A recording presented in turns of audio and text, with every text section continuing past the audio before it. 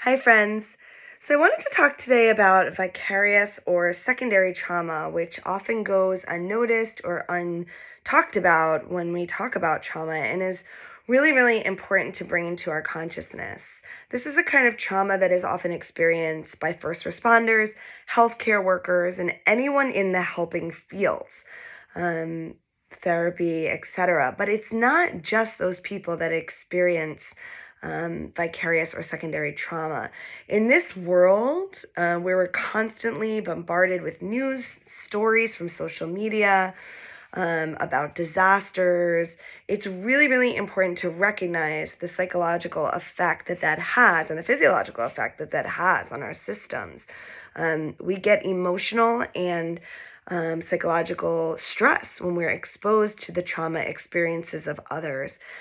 And that can come from watching distressing images, hearing about folks who have been through distressed.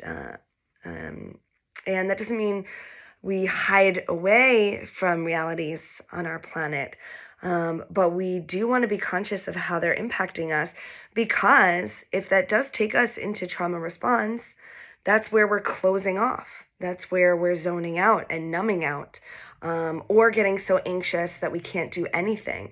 And that's kind of the state that we're in society right now, where we're so anxious, we're so traumatized by really the big questions of the world, that we freeze, we don't do anything.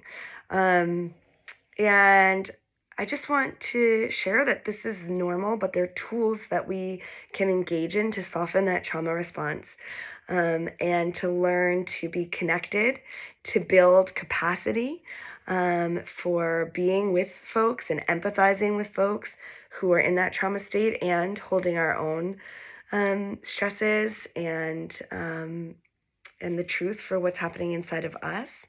And we can impact and ease the impact of trauma through these embodied practices. This is the core of what I'm going to be sharing at Kripalu this summer, June 30th to July 2nd. So I've prepared a very special 3-day workshop that is unique to this topic, and we'll work on capacity building, we'll work on easing the impacts of stress, and I suspect just by entering that campus that you are going to feel some of that ease. So I hope you'll sign up now.